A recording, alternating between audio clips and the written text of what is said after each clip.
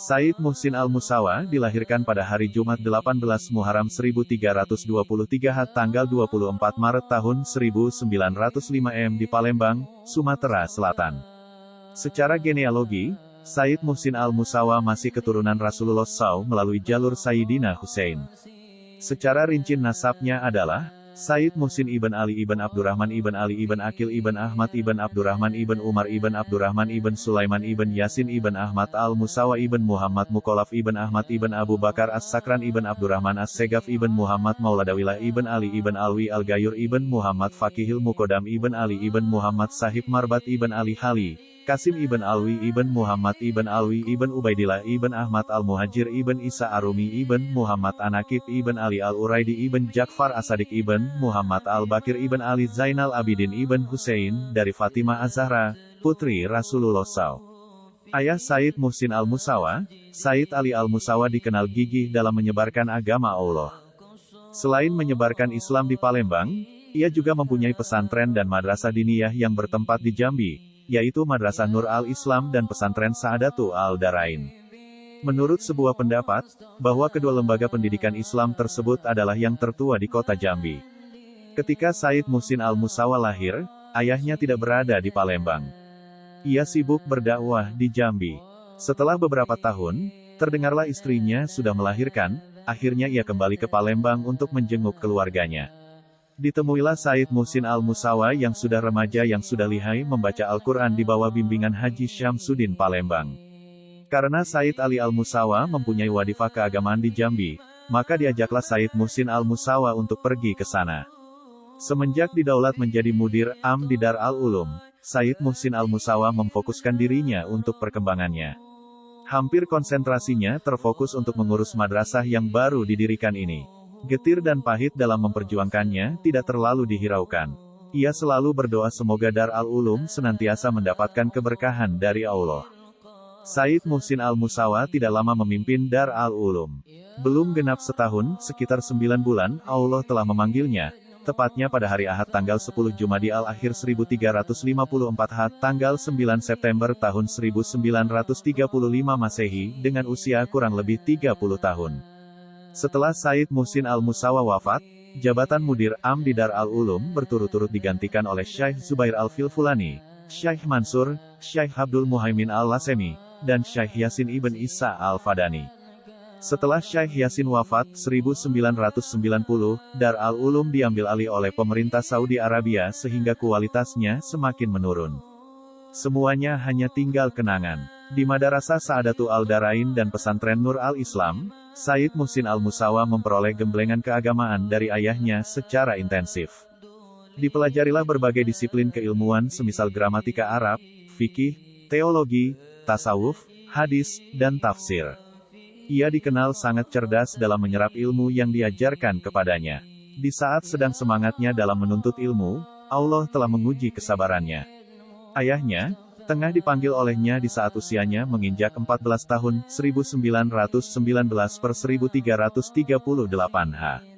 Karena figur yang dijadikan teladan dalam mempelajari ilmu agama sudah tiada, akhirnya ia diminta ibunya untuk kembali ke Palembang.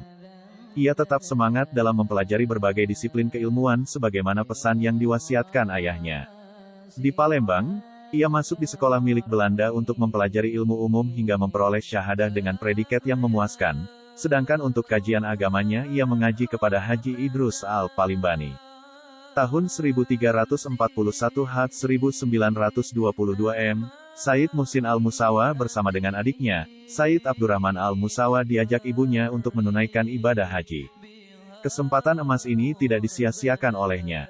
Selain menjalankan ibadah haji, tujuan utamanya ke Haramain adalah untuk melanjutkan belajarnya supaya lebih matang dan mematri. Di tempat yang penuh dengan keberkahan ini, ia mendaftarkan diri di Madrasah Syaulatiyah. Madrasah ini merupakan salah satu lembaga pendidikan Islam di Haramain yang bergengsi dan menjadi incaran ulama Nusantara yang melanjutkan studi ilmiahnya di Haramain. Madrasah Syaulatiyah didirikan pada 1874 M 1291 H. Pendirian madrasah ini dibiayai oleh Syaula Al-Nisa, dari India. Nama Syaulatiyah diambil dari nama orang yang mewakafkan tanahnya di Handarisiyah, Makkah. Sedangkan ulama yang diberi kepercayaan untuk memimpin Syaulatiyah pertama kali adalah Syaikh Rahmatullah bin Halil Al-Utsmani, 1226-1308H, yang menjadi salah satu pengajar di Masjidil Haram, dekat dengan tempat pengimaman mazhab Hanafi. Ia salah satu murid andalan Syaikh Ahmad Zaini Dahlan, mufti mazhab Syafi'i di Hijaz. Selama di Syaulatiyah, Sayyid Muhsin Al-Musawa belajar kepada Syaikh Hasan bin Muhammad Al-Masyad, Syaikh Dawud Ad-Dahan Al-Maki, Syaikh Abdullah bin Hasan Al-Kuhi, Syaikh Habibullah Al-Shinkiti, dan Syaikh Mahmud bin Abdurrahman Zuhdi Al-Bankuki Al-Maki, asal Thailand. Selain belajar di Madrasah Al-Syaulatiyah, Sayyid Muhsin Al-Musawa menghadiri majlis ilmu yang diselenggarakan di Haramain dan kediaman para ulama seperti Majlis Syaikh Umar Hamdan Al-Mahrusi, Syaikh Muhammad Ali Al-Maliki, Syaikh Abdus Sattar Al-Dahlawi, Syaikh Salim Safi, Syaikh Dawud Dahan, Syaikh Hussein Ibn Abdul Ghani Al-Palimbani, Syaikh Umar Abu Bakar Bajunaid, Syaikh Hisa Rawas, Syaikh Hulaifa Al-Nabhan, Syaikh Siraj Sasah, Syaikh Abdul Qadir Ibn Sabir Al-Mindili, Syaikh Ibrahim Fulati, Syaikh Idrus Ibn Salim Al-Bar, Syaikh Muhammad Fatani, Syaikh Mahmud Zuhdi, Syaikh Mukhtar Mahdum Al-Bukhari, Syaikh Zubair Al-Jawi Al-Mariki, Syaikh Said Al-Yamani, Syaikh Abdullah Al-Ghazi, Syaikh Abdul Baqi Al-Luknawi, Syaikh Ali Al-Habsyi, Syaikh Zaki Al-Barzanji, Syaikh Ali Auda Al-Maghribi, Syaikh Abdul Qadir Al-Shalbi, Syaikh Soleh Ibn Ukail, Syaikh Hashim Syatta, Syaikh Abdurrauf Al-Misri,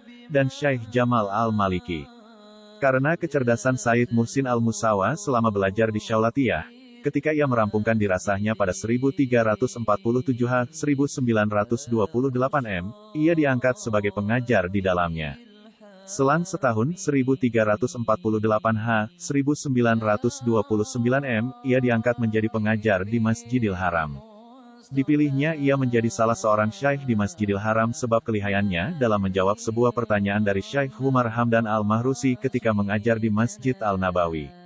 Semua peserta yang hadir tidak ada yang dapat menjawabnya kecuali Sayyid Muhsin Al-Musawa. Semua terkagum dengan kecerdasan yang dimilikinya. Di Masjidil Haram, Sayyid Muhsin Al-Musawa mengajar setiap hari setelah salat maghrib kecuali malam Selasa dan Jumat. Sebab, di kedua malam ini ia mengajar di kediamannya. Untuk mata kuliah yang diajarkan di Masjidil Haram adalah seperti Syarah Zubat karya Imam Ramli, Nahju Al-Taisir Syarah Manzuma Al-Zamzami, Al-Nafatu Al-Hasaniyah Syartu Fatu Al-Saniyah, Jamu Al-Stimar fi Al-Ta'liq ala Manzumati Manazili Al-Qamar, Ithau Al-Manasik karya Imam Al-Nawawi, Syarah Makudi, dan Syuzudu Al-Zahab karya Ibnu Hisham. Ketika mengajar sebuah disiplin keilmuan, Sayyid Muhsin Al-Musawa selalu memulainya dengan basmalah, hamdalah, dan solawat atas junjungan Nabi besar Muhammad SAW, serta diakhiri dengan sebuah doa majlis sebagaimana tradisi kebanyakan ulama Haramain. Jika sudah selesai membaca kitab, ia mempersilahkan kepada murid-muridnya untuk mengajukan sebuah pertanyaan. Jika ada pertanyaan dan ia belum dapat menjawabnya dengan seketika itu setelah melalui angan-angan yang mendalam, maka jawaban akan diberikan di lain kesempatan jika sudah mendapatkan tendensi yang kuat. Terkadang ia mempersilahkan murid-muridnya untuk menjawab sebagai bentuk pembelajaran. Pengajian Sayyid Muhsin Al-Musawa dihadiri banyak talabah dari belahan dunia, di antara muridnya yang menjadi ulama besar adalah Syaikh Yasin Ibn Isa Al-Fadani dan Syaikh Zakaria Bela yang mana keduanya adalah sama-sama mengajar di Masjidil Haram. Kelak Syaikh Yasin Ibn Isa Al-Fadani menjadi rektor di Dar Al-Ulum, sedangkan Syaikh Zakaria Bela menjadi salah seorang masyayikh di Syaulatiyah. Karena terus didesak oleh masyayikh, akhirnya Sayyid Muhsin Al-Musawa bersedia menerima amanah tersebut. Dengan menyebut nama Allah, ia bersedia menjadi mudir am di Dar Al-Ulum yang didirikan di tanah wakafan Syaikh Yakub Perak yang terletak di Syib Ali, sebagian pendapat mengatakan di Syauqul Lail. Ketika terpilih, ia berpidato bahwa pendirian Dar Al-Ulum ini semata-mata karena Allah, mencari ridhanya, bukan karena hawa nafsu dan mencari kepentingan duniawi. Banyak murid alumninya yang menjadi ulama. Semenjak didirikannya Dar Al-Ulum Madrasah Syaulatiyah mengalami penurunan jumlah siswa dan pengajar yang sangat drastis. Terlebih hampir semua orang Jawa berpindah ke Dar Al-Ulum. Ia mendapatkan pujian dari ulama-ulama Nusantara yang ada di negaranya Indonesia, salah satunya adalah Kiai Wahab Hasbullah, pendiri Nahdlatul Ulama. Saat menunaikan ibadah haji, ia sempat berpidato di Dar Al-Ulum dan menyampaikan bagaimana pentingnya cinta tanah air meskipun jasadnya hidup di Haramain. Ia mengatakan, Hubul watan minal iman, cinta tanah air merupakan bagian dari iman. Dari tahun ke tahun, Dar al-Ulum semakin maju. Banyak murid alumninya yang menjadi ulama dan tokoh penyebar agama Islam seperti halnya Syekh Yasin Ibn Isa Al-Fadani, Syekh Maimoen Zubair, Said Hamid Al-Kaf, Syekh Mukhtaruddin Al-Palimbani, Syekh Husni Tamrin, Syekh Muhammad Nur Al-Bugisi, dan lain-lain.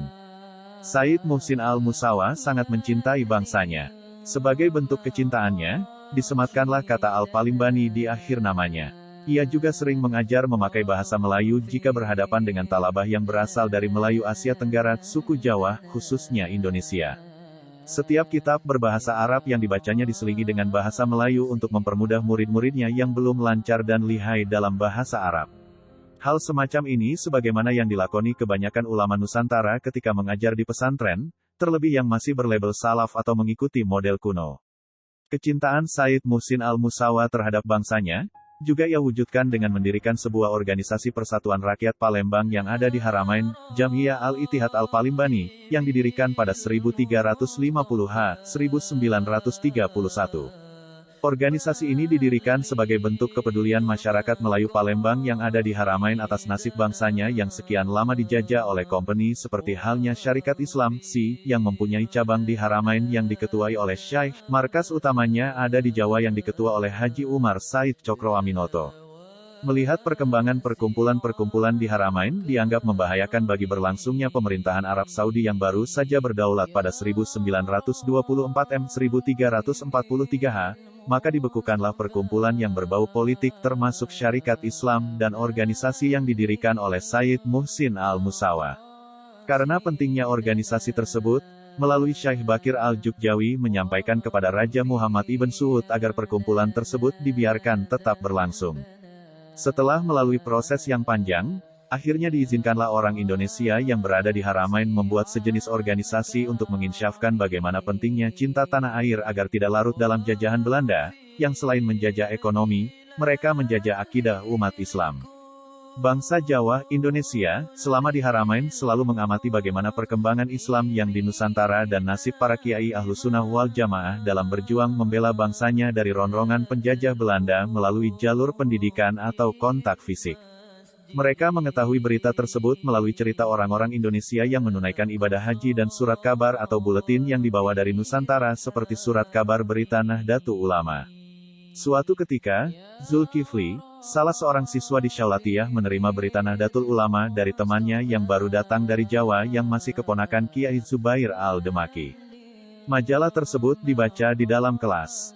Dengan asyiknya si Zulkifli membaca surat kabar tersebut, tak sengaja, tiba-tiba ada wali kelasnya datang dan melihatnya membaca sedang asyiknya surat kabar yang tidak menggunakan bahasa Arab. Sang Syekh sangat tidak suka jika ada muridnya membaca buku-buku selain pelajaran Syaulatiyah, terlebih bukan berbahasa Arab. Sang Syekh merasa geram dengan ulah Zulkifli. Karena statusnya sebagai wali kelas, maka tanpa berpikir panjang diambillah surat kabar berita Nahdlatul Ulama tersebut, lalu diperlihatkan bagaimana tindakan Talib Jawa, siswa Indonesia, kepada kepala sekolah Syaulatiyah. Sang kepada sudah menasehati bahwa tindakan wali kelas tersebut terlalu berlebihan, namun malah ia bertambah marah dan merobek-robek surat kabar tersebut dan melemparnya dari lantai 3 sembari memak-maki bangsa Jawa. Bangsa Jawa, Indonesia, adalah bangsa yang rendah budinya. Alangkah marahnya orang Jawa melihat identitas bangsanya dicaci maki. Si pencaci maki tidak mau berpikir sejenak bahwa 95% siswa yang belajar di Syaulatiyah itu berasal dari Indonesia.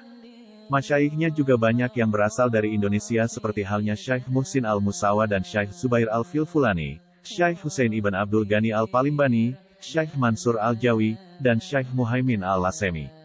Karena tidak terima harga diri bangsanya diinjak-injak, maka berkumpullah ulama Al-Jawi Al-Maki, Nusantara garis bawah Haramain, untuk mengatasi masalah tersebut. Musyawarah berlangsung menegangkan. Banyak yang tidak terima dengan hinaan ini. Akhirnya disepakatilah sebuah keputusan untuk membuat madrasah sendiri. Digalilah dana dari saudagar Jawa yang ada di Haramain yang diketuai oleh Syekh Abdul Manan. Madrasah rintisan ulama Jawa tersebut didirikan pada 16 Syawal 1353H, tanggal 22 Januari tahun 1935 Masehi dengan nama Dar al-Ulum. Untuk memimpin madrasah ini, para masyayikh sepakat memilih Syekh Muhsin Ibn Ali Al-Musawa sebagai mudir pertamanya. Mulanya ia menolak sebab usianya masih terlalu muda, 29 tahun. Masih banyak masyayikh yang umurnya lebih tua dan keilmuannya dianggap lebih menyegara daripada dirinya. Meskipun menolak, para masyayikh tetap sepakat memilih dirinya tanpa melihat usianya yang masih muda. Hal ini disebabkan karena kealiman dan akhlaknya yang luhur serta jiwa kepemimpinannya yang dianggap mumpuni. Selain mengajar di Masjidil Haram dan Madrasah Dar al-Ulum, Said Muhsin al-Musawa juga menggelar pengajian di kediamannya dengan materi berbagai disiplin keilmuan. Rumahnya selalu didatangi talabah yang belajar atau orang yang ingin bertanya tentang masalah agama Islam. Tidak ada yang keluar dengan tangan hampa jika mengadukan kemuskilan. Semuanya disambut dengan hormat olehnya. Syekh Zakaria Bella mengatakan, saya menyaksikan Said Muhsin al-Musawa ketika usai mengajar di waktu sore, rumahnya didatangi pecinta ilmu. Dengan kedatangan mereka, wajah Said Muhsin al-Musawa sangat berseri-seri karena kecintaannya terhadap ilmu. Ia sangat dermawan dalam berbagi keilmuan. Jika ada santri Jawa yang kekurangan bekal dan mereka mendatangi Said Muhsin al-Musawa, maka dengan antusiasnya ia akan menolongnya. Ia sangat dermawan dengan harta dan ilmunya. Ia selalu menyayangi dan mengasihi fakir miskin. Hartanya selalu digunakan untuk berbagi terhadap sesama. Said Muhsin al-Musawa dikenal sebagai sosok yang sangat peduli dengan ilmu. Kepeduliannya tidak hanya dengan mendengarkan majelis yang diselenggarakan seorang ulama namun lebih daripada itu. Jika sang guru menerangkan sebuah butir-butir keilmuan yang dianggapnya penting untuk dicatat, maka segera mungkin ia akan mencatatnya. Baginya ilmu ada bagaikan binatang buruan yang gesit, sedangkan catatan sebagai pengikatnya. Jadi, supaya ilmunya tidak lari kemana-mana, maka ia mencatatnya dengan baik. Sering sekali Said Muhsin al-Musawa menulis ulang kitab karya ulama terdahulu disebabkan ia tidak mempunyai biaya untuk membelinya. Di antara kitab yang disalin dengan tulisan tangannya adalah Fathul al-Fatah Syar al-Idah, tentang ibadah haji, Hululus Syar Jamul al-Jawami, tentang usyul fikih, Syarah Khalid al-Azhari usyul fikih, dan Hasyiyah al-Shanwani, al-Minhaj. Saking biasanya dengan dunia tulis-menulis, maka tidak mengherankan jika ia lihai dalam mengarang kitab dalam berbagai disiplin keilmuan diantaranya adalah An-Nafatu al-Saniyah Syartu Fatu al-Saniyah, tentang ilmu faraid, wa Madhalu al-Wusyul ila ilmil usyul, tentang usyul fikih, Nahju al-Taisir Syar Manzumah al-Zamzami, ilmu tafsir, dan Jama'o Samar Ta'liku, ala Manzumati Manazilil Komar, Al-Jujadu Syar Manzumati al-Zubadi, belum sempurna, Zubdatu al-Solawat, ala Khairil Bariyah, An-Nushuhu al-Jauhariyah, tentang pengertian ilmu mantik, Atzilatu Ahlis Sunnah wal Jamaah Fidafi al-Syubuhati al-Firoki al-Dalati wa al-Muqtadiyati. Pena dan kertas selalu menyertai Said Muhsin al-Musawa. Ketika ia melakukan safar ke negara nenek moyangnya, Selon, Tarim, Yaman selama 3 bulan, ia menulis setiap butiran ilmu dan pengalamannya selama rihlah ke dalam sebuah kitab yang diberi judul Al-Rihlah al-Ilmiyah ila al-Diyar al-Hadramiyah. Said Muhsin al-Musawa sangat gemar mengkoleksi kitab-kitab. Ia mempunyai perpustakaan pribadi dengan jumlah kitab yang banyak, baik cetakan, manuskrip, atau salinannya sendiri. Semua itu diwakafkan di Dar al-Ulum menjelang wafatnya.